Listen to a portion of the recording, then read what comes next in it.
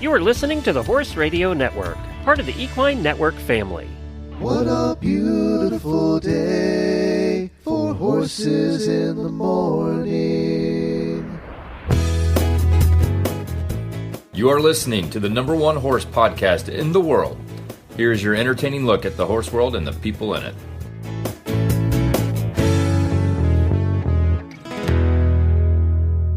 Good morning. I'm Lisa Wysocki. I'm in Ashland City, Tennessee. And I'm Jamie Jennings, and I'm in Norman, Oklahoma. You're listening to Horses in the Morning on the Horse Radio Network for Monday, April 14th, episode 3670, brought to you by WERM Flooring. Good morning, horse people. You heard that right. It's Monday.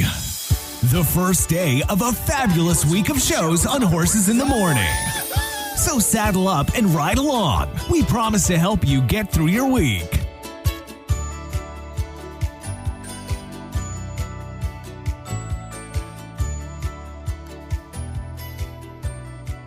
Well, everybody, thank you so much for joining us. Glenn was at Equine Affair all weekend, as you guys may have heard if you listened to the special weekend episodes. And he was there with Ashley. She was there, and Joy and Kristen, and the quarter horse episodes. Lots of listeners. It was like a whole horse bonanza. And so I'm glad that Glenn is gone, because now guess what? I get to host with Lisa. Thank you, Lisa, for joining us. You are so welcome. I'm just sorry that Ashley and Glenn both, sacrificed their stamina and their voices for Equine Affair. I know, right? So we have to hang out. It's the worst. I know, it's just terrible. Just terrible. So my choice this morning, Jamie, was I could either have gone to get hay and unloaded hay, or I could sit here and chat with you. So, yeah. Oh, good choice. I'm glad you chose wisely. Yeah. Now, here's the magic question. Will it be done by the time you're done with this? No. Oh, so you still have to do it? I still have to do it. Yeah. Oh. Darn it. Work doesn't get done without you. That's no, just put it off. Just put it off. That sounds good. Well, hey, we're going to talk to, tell us who we're going to talk to today. We are going to talk to Dwight Hall with the Iroquois Steeplechase. And I'm so excited, Jamie, because this is like my hometown Nashville steeplechase, and it's a really big deal here in Tennessee. So I'm excited about that. Well, that'll be great. We're going to catch up on that. And I'm sure y'all have come up with some Equestrian First World Problems. So we will do that. But first, we will take daily Whinnies. Happy birthday, happy birthday, happy birthday to you.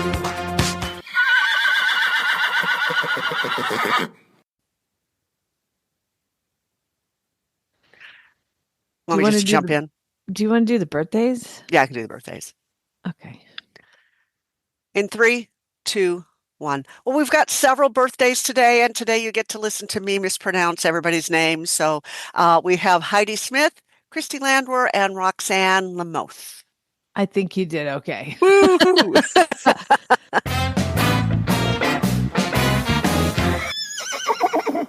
Well, my daily Whinnie goes out to my partner in eventing crime, Patty Otto. She's an auditor, and she lives really close. And we competed this weekend. Ace did his first ever complete 3-phase horse trial, and it was all in one day. And Lisa, I got to tell you, I'm too old for that. The challenges of navigating dressage, cross country, and show jumping on the same horse in the same day is bananas. It is bananas. I'm so pleased and proud to be a part of that sport, because I think it's just so hard, and just getting, and I mean, I did the babiest of the baby. I mean, honestly, I didn't post any pictures of the jumps because they're hilarious, because they're so small. But I went in and did my dressage test, and I've been practicing a lot. Ace and I've been doing a lot of like walking long and low, and I got the best score.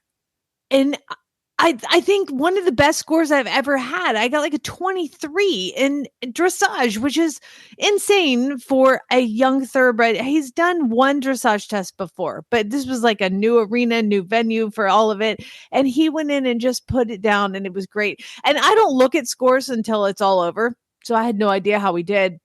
but he was great and so nice and balanced and really good. And so we did that. And then we have to hustle back over to the trailer to get dressed for eventing, which is a whole different tack and outfit. Right. And so we got down to the start box and they count us in. And Ace is funny. So like my goal for this event was all I wanted him to do was canter in the field. Ace gets like panic trot and just like he looks like a roadster pony. He gets all them trot. So I was like, we're gonna canter. But I schooled it on Saturday, and he has this fun, exciting thing that he likes when I do make him canter. He likes to leap into the air in exuberance and Oh, how fun. a little bit. Yeah, it's super fun. So I mean, I was like, you're going to canter in between the fences out on this beautiful course in this beautiful field. And I was hunkered down like I was heading to the Kentucky Derby, but with like longer stirrups. I was like, I had my correct neck handle on. I was like, I was deep seat and I did not get in 2-point in between the fences at all. I just sat and cantered and like pushed him forward. You kind of got to push because he like wants to roadster pony trot. So the jumps aren't a big deal. I say like the jumps aren't the issue for Ace and I, and same for my friend Patty and her horse. The jumps aren't the problem. It's in between the jumps, Which is the opposite of what everybody else is going to say. Yeah, they're like, you could jump bigger. I'm like, I could. But I would like to not get bucked off in between the fences. Like I would like just land and go. Just land and go. So until we have like this kind of like a land and just go as opposed to land and yay, like kind of thing, we're just gonna stay where we are and stay at the level. Just land and canter, don't land and buck. So we got through that and no issues. They have water, so I just took him through the water since I could, because it was right there. I was told never pass up an opportunity to school water. So even though it wasn't on our course, I was like, we're going. When do I get to run through water? So we ran through water. We got all the way around and he cantered quite a bit of the course. He did roadster pony trot about a third of it, but we got through that. And then we go to show jumping. And at this point, I'm in first. And I don't know that because I don't look at the scores, because it makes me typically knock fences down in show jumping because the pressure is on. Well, that didn't matter because I knocked down a fence anyway, because I went out. And again, these are like maybe 18 inches to 2 feet tall. They're small. So they're small enough to where like when you're on cross country, you have to make sure your horse actually sees it. Like, yes. Hey, there's jump here. There's jump here. It's not just a stick. It kind of looks like a stick. So we go to show jumping and I got him like, again, it's like he went to each jump and was like, I'm trotting to the jump. Oh my God, what is that? Okay, I jump it. And then I'm going to land and canter a few strides and then I got to jump because, oh my God, what is that? Okay, I'll jump it. And then I'm going to land and canter. Oh my God. So there was one combination that was like 4 strides. And he landed cantering and I was like, we are cantering this jump. So like we land and I have 4 strides to just maintain that canter. And I was like, we're going. I sit down, I put my leg on, I just go. And I'm here, we're jumping it. Nope. He adds like one last stride or foot. I think it was just like dropped a foot. Oh. And the pole, I think, went outside the arena. He didn't just knock it down. We flung that puppy. Oh, but if you're going to do it big, you know? That's right. That's right. If you're going to knock it down, clear it out. So he cleared it out and did the rest of it. And we did not successfully canter any jumps out there because he, like I said, he lands and like, oh my God, jump. And it's like they're like show jumps. Like, you should know this better by now. So at the end of it, the very end, I finished and I was like, we are going to canter like a victory gallop. So I just got a 2 point. And I was like, you will canter. And so we just like, I'm sure the next person was waiting, but I didn't care. I was like, we're going to canter. So I cantered around and got him out and stuff. So that one rail dropped us down to second place. And then I realized, because you don't see your competition until really show jumping because you're so busy. And I realized that in my division, it was Patty and I, and 5 children. I did.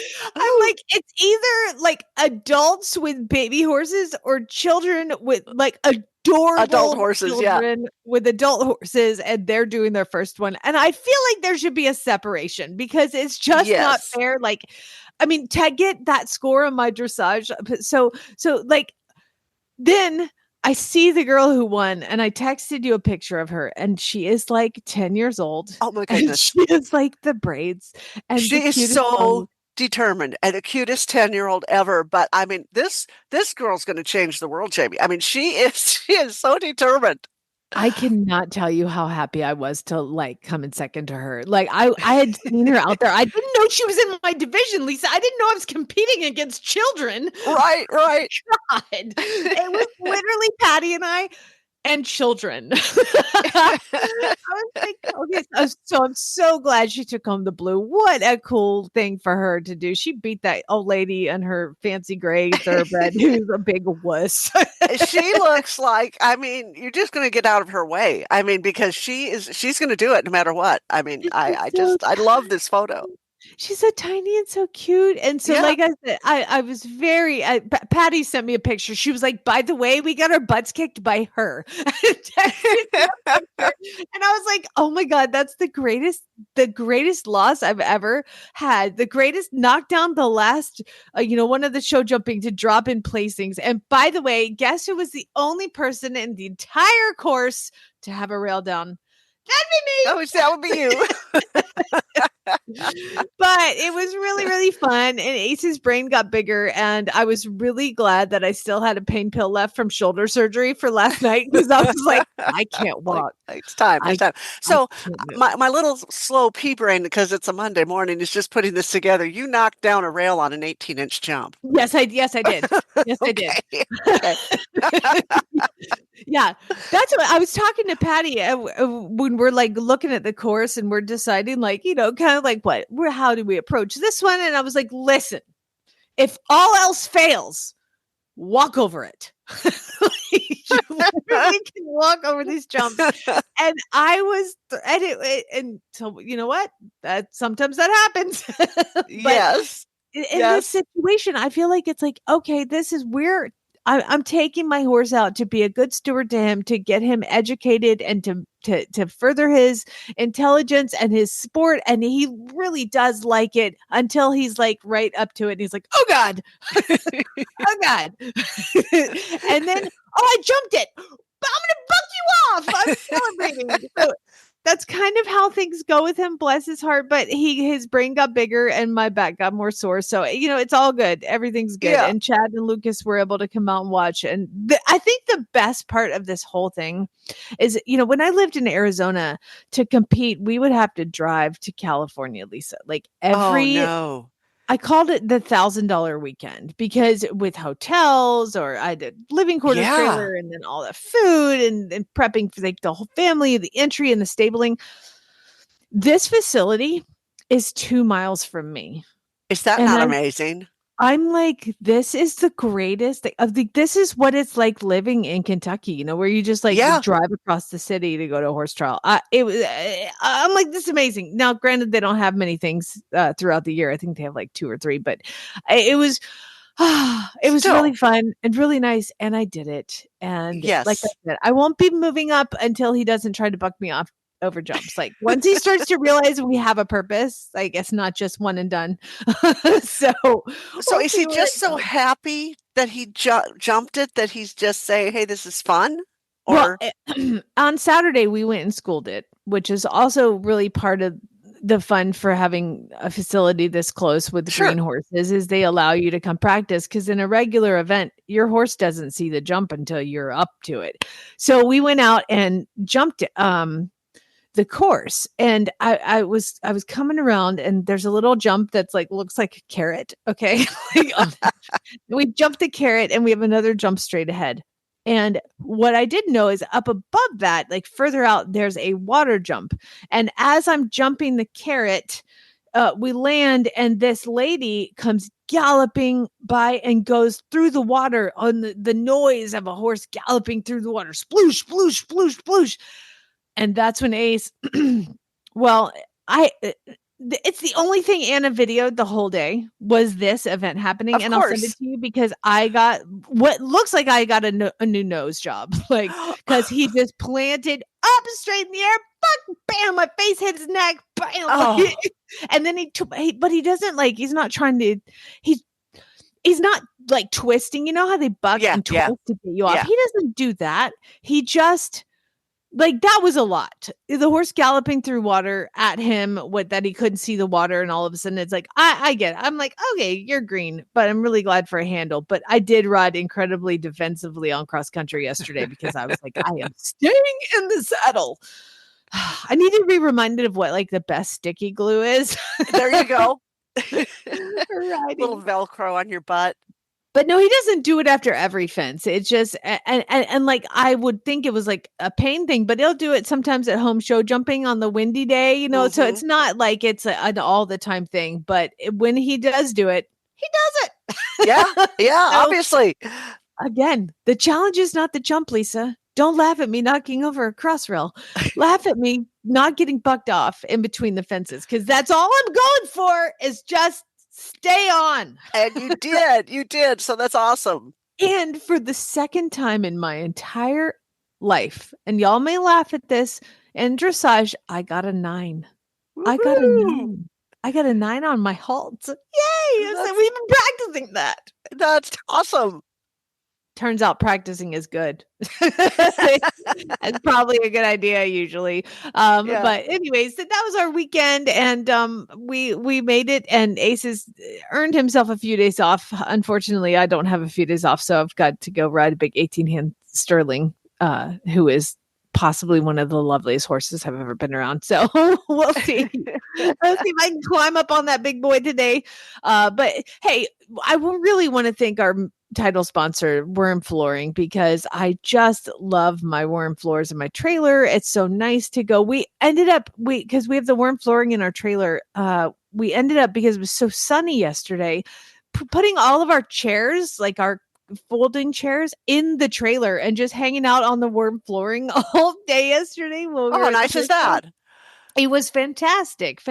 And then I come home, my barn is worm floored on the floor. It's great. And they also do your trailer roof. So if you have leaky roofs, they can fix that in horse trailers and RVs. They have a silicone-based coating that creates a barrier against the heat and wet, and it seals your roof to stop leaks before they start. And it reflects nearly 90% of UV rays. So that would have been nice yesterday. Yes, okay, now I got to do the roof. So you can go to wormflooring.com to find a dealer near you. That's WERM, stands for We Eliminate Rubber Mats. Wormflooring.com to find a dealer near you.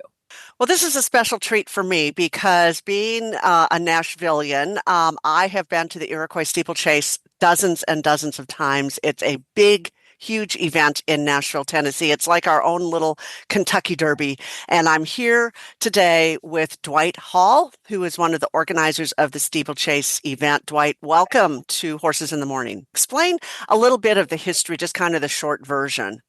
Sure. So the Iroquois Steeplechase ran the very first year in 1941 and has continued since then, with the exception of only 2 years. That was 1 year for World War II, and then 1 year in 2019 for COVID. So we call Nashville's Rite of Spring. We're one of the premier stops on the Iroquois Steeplechase circuit. And in fact, we have the richest purse structure of all of the spring circuit races.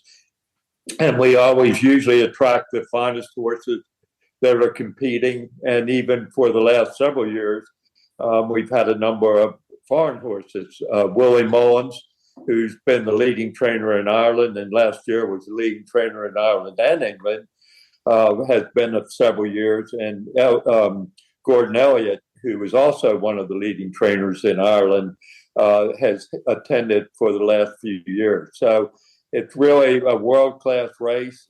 It's a great time for everybody, and we're just getting into spring in May. Everybody comes out in their finest spring clothes, and it's an event for everybody. It really, really is. And we've got the big tailgate parties going on in the infield, and we've got all the big hats in the grandstands. But Dwight, I think you are the perfect person to be talking about this because you not only are an organizer, but you used to ride in the race and you won it a number of years ago. That's true. I rode in it for 26 years. I've kind of been involved since basically when I was in high school. I used to live in Pennsylvania, and I first came to the Iroquois in 1960 to ride when I was in high school.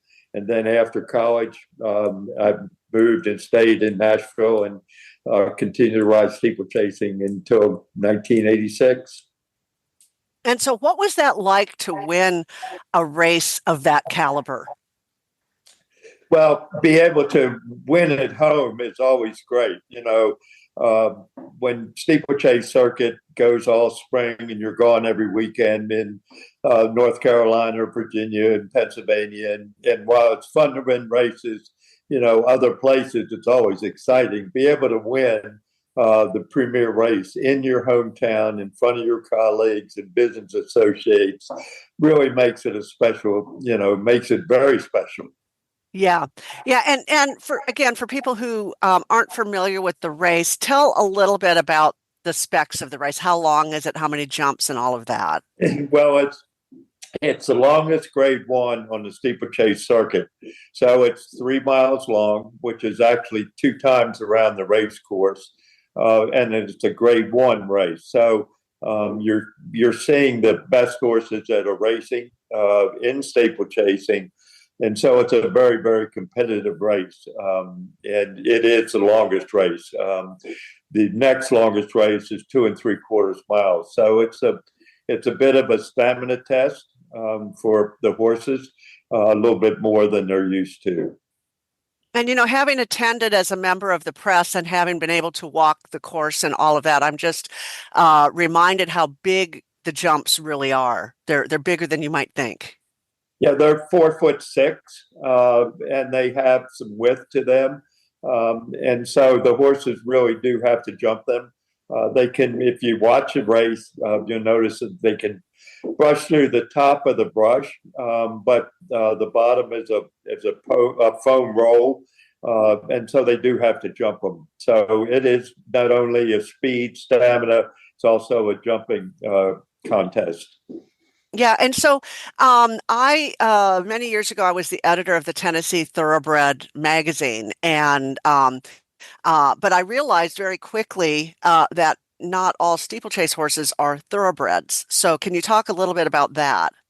So to be a steeplechase horse, you do have to be a thoroughbred. You have to be registered with the Jockey Club. You do. So they are definitely thoroughbreds. It's interesting. In past several years, a lot of our horses come from Ireland, England, and France. So when you see the program, you'll see some initials out to the side. You may see GB or IR or FR, which indicates they've come from France or Ireland, and as well as from the United States. But we also, and those are all thoroughbreds too. So think of it as the same horses you see running at Churchill Downs. They've just started a second career. Most of them have all run on the flat. 99% of them have.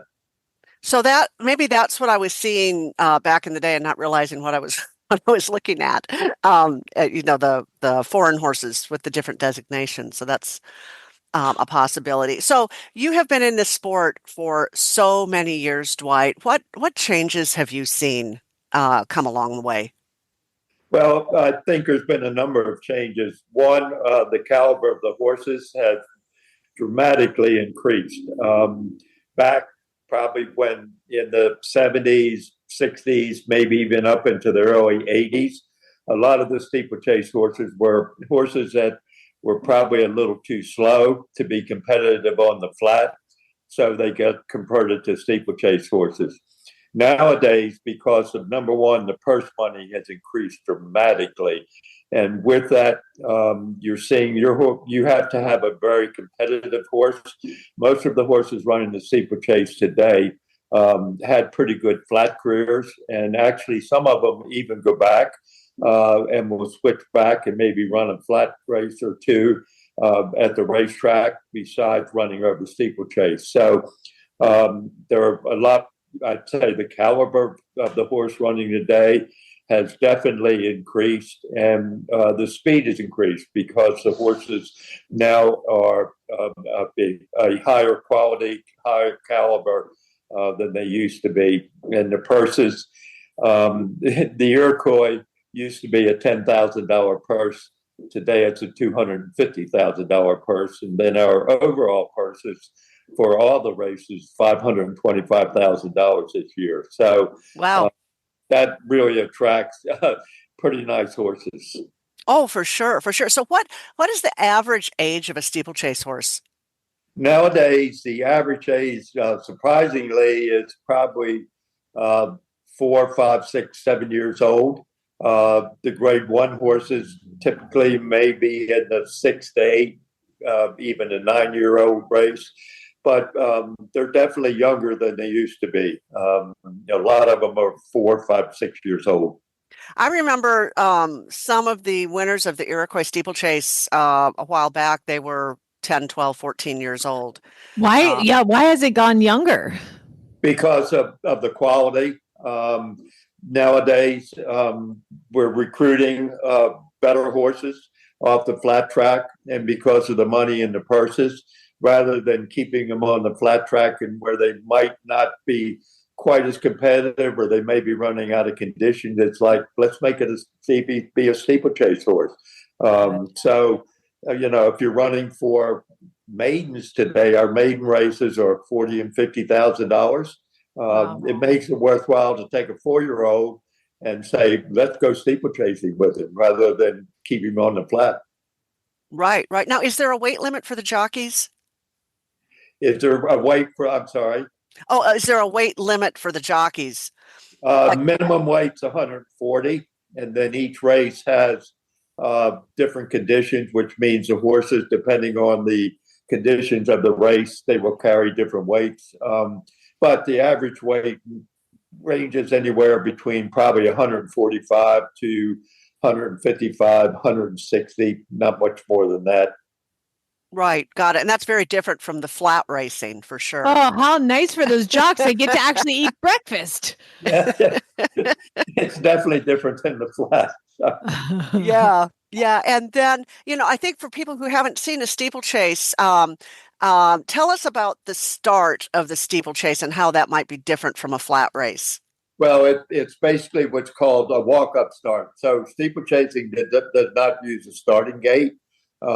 They basically line up across the track in numerical order and walk up towards the starter who's standing on the track with a flag.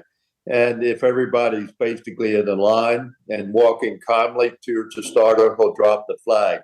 But they do not come out of the gate. So it's, sometimes can be a little chaotic. If you've got some horses who are revved up because of the crowd or because they know they're getting for a race, they may, start cantering in place, and the starter may have to take the field and turn them around and take 2 or 3 times to get them started. But it is a walk-up start, and there is no starting gate.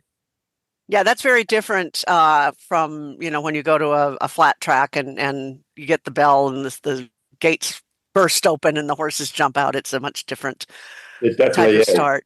Yeah. Hey, Dwight, so you have done this, for forever. What's your favorite part of the Iroquois event?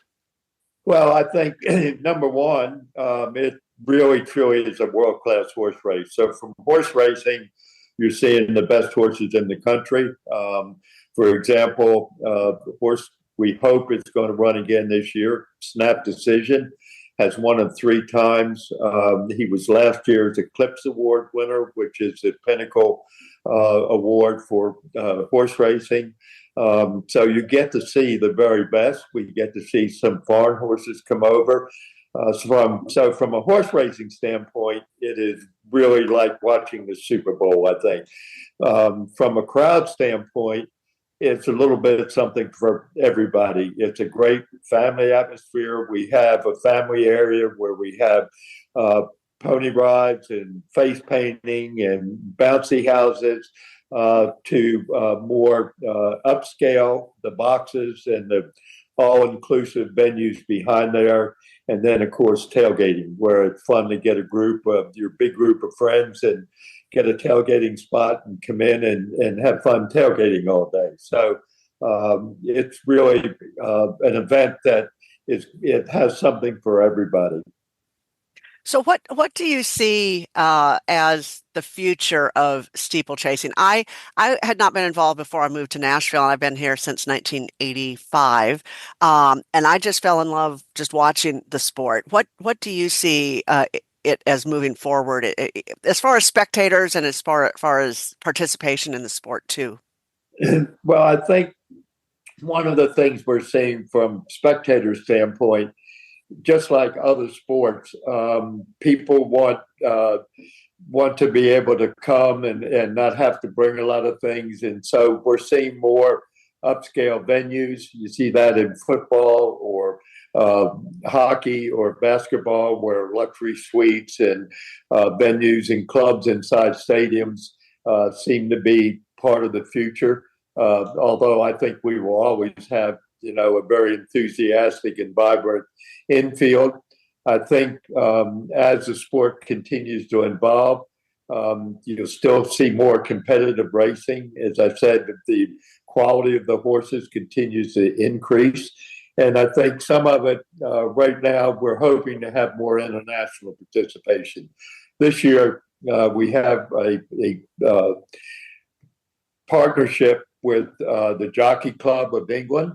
So the winner of our race is going to be invited to one of the premier races at Cheltenham, which is a four-day race meet in England that is kind of like their Super Bowl. They'll have over the 4 days about $290,000. And the horse that wins the Iroquois is going to get an expense-paid invitation to participate in one of the races. So hopefully we'd like to see more international participation. As I say, we're starting to get international horses coming here. So hopefully that's one of the future of the sport. Well, that's so exciting to see it grow like that.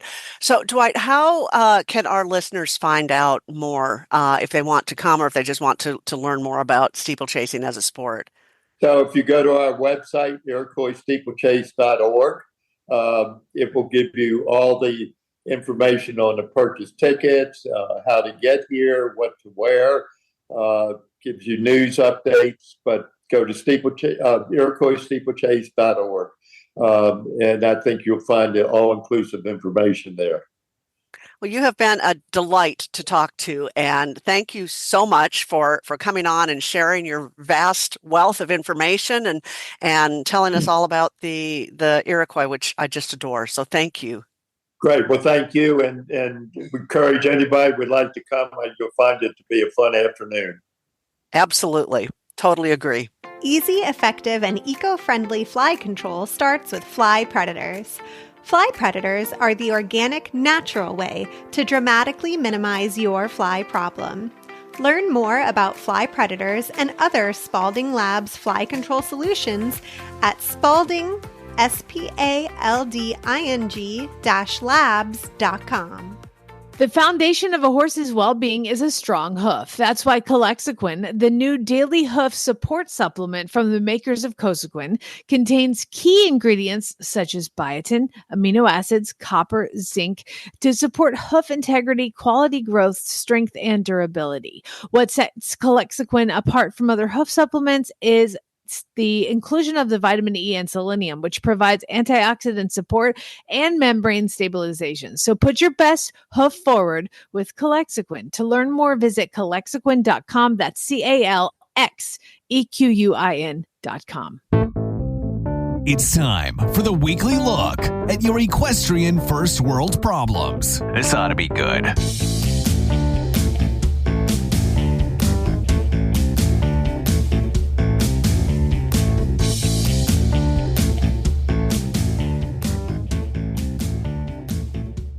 Yes, that's right. It's time for your Equestrian First World Problems. These are just problems that our listeners are having with that they felt that they should share with all of you. You know, misery loves company, right, Lisa? Come Oh, on. absolutely. So let's just start with, if you want to participate in this, you have to become an auditor and join the Facebook page for the auditor group. And you can do that by going to horseradionetwork.com. I think Glenn always says scroll down to the thing and click the thing and you become the thing. So I Sure. never listened when Sure. probably pay attention. Okay, so let's start with Jillian. Jillian, my horse has a ridiculously long mane, and I'm running out of room in the barn aisle to braid it. That's how far I have to stand from him to braid the mane. I need pictures. So this is a simple solution. She just needs a new barn with a wider aisle. Obviously. Yeah. Karen says, I didn't go to Equine Affair this year because I spent way too much money last year. But I didn't know that they were going to have Amish chariot racing. And now I'm mad I missed that. Ashley, come in here. They had Amish chariot racing? Yeah, they sure did. What was sure that like? It was wildly exciting. Okay. I mean, I'm just speechless. It was really serious. They like the teams against each other. It was very, very serious. Like, I'm afraid there might have been some fights in the parking lot afterward. Oh my God, what? Wow. Wow. They do not mess around. I And had Glenn no was, idea. you guys, the way Glenn was idolizing these chariots, he was like, oh, I'm going to get one for me and Scooter. I was like, okay. Yeah. That's what you need. Oh, wow. Oh, wow. No, I'm mad I didn't go. Amish cherry racing. Who knew? I've heard it all now. Yeah. Carrie says, I'm on vacation and the beach trail riding place here is fully booked. Ugh. So she doesn't get her horse fixed. She said, I had to get my horse fixed from a lovely carriage ride. Horse girls will find horses. It is a thing. Like it has Absolutely. One way or another. Meta actually kind of submitted her horse's equestrian first world problem because she says, my horse hates her green guard muzzles so much. Love them through the pain. Yep. So Miles, my chubby Andalusian, my thrifty Andalusian, he gets a green guard muzzle. And so he loves putting it on. And I can't believe how dumb horses are because I hold up the muzzle and he gets so excited because he doesn't ever get treats or cookies. But I bought these like gastric cookie things and I put one in the muzzle and then and then he reaches his face into the green guard muzzle to put it on. I'm like, you're so dumb. Like this is 12 hours of limited food for one cookie. That's how dumb you are. But bless his heart, he's pretty. But to him, it's worth it. Yeah, I guess so. I mean, Yeah. it must be. I'm Yeah. like, you should look big picture here, Miles. Big picture. Bad idea. Well, don't tell him. I won't. Yeah. But Hillary says, and this is our last one. I was really late posting this, Lisa. Sorry. She said, I'm going to miss my Barn, Kentucky Derby party because I have to go to Universal Studios for a work conference, but she's going to watch the Derby on her phone, she says. Well, darn. Oh, wait, I do have more. Here we go.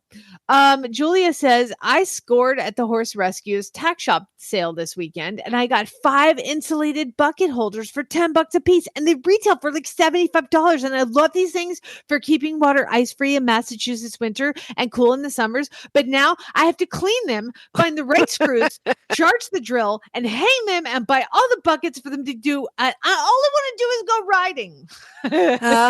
We feel your pain. You won't hate it come wintertime. Just suck it up. Get your work done. Yes. Let's see here. And then finally, we've got Katie. She says, I didn't get to go to Equine Affair because I went to my first CMO event with my horse and we had so much fun and I didn't get to spend my money endlessly. Rude. My first world problem is, what is a CMO event? I don't know what that is. Ashley? Ashley's our fact checker. I did. And then I minus, hold on, here it is. Okay. competitive mounted orienteering. That sounds like really fun. Oh my That God. sounds like total fun. I'm going to get lost, guys. Well, yeah, but that's part of the fun.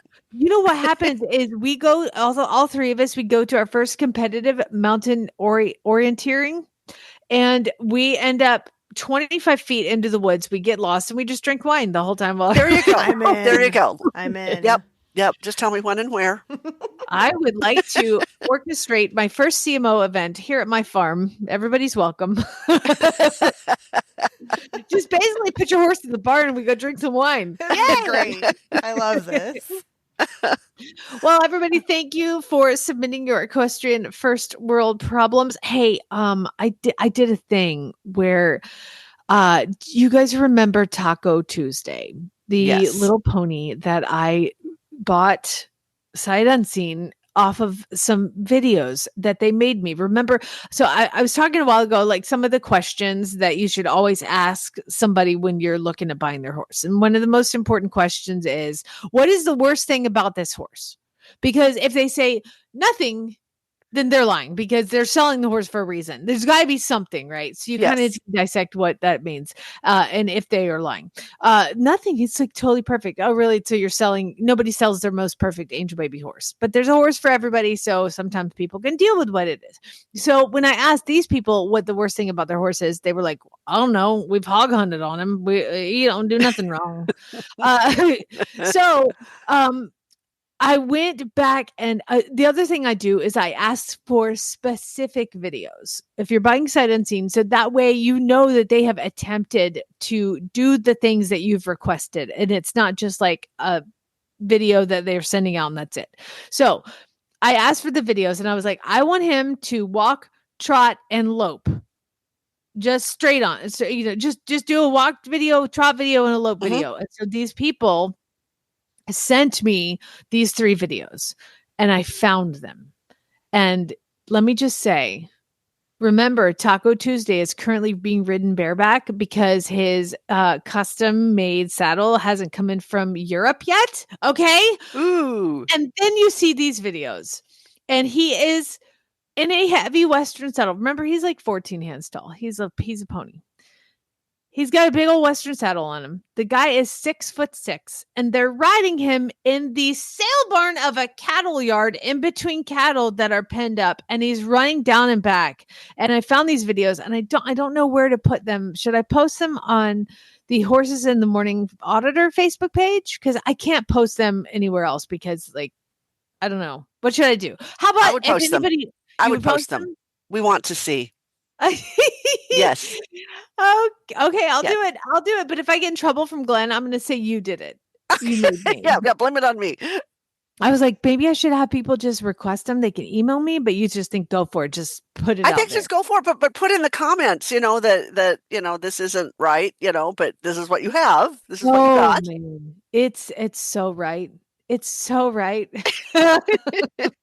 And especially when you go follow Taco Tuesday's Facebook page. I don't know if you do that, but it's called Taco Tuesday, the Wonder Pony, and he has his own Facebook page, and it's adorable. So I'll post on the Auditor Facebook page Taco Tuesday's sale videos, because I can't believe I found them. It's so great. Yes, we want to see.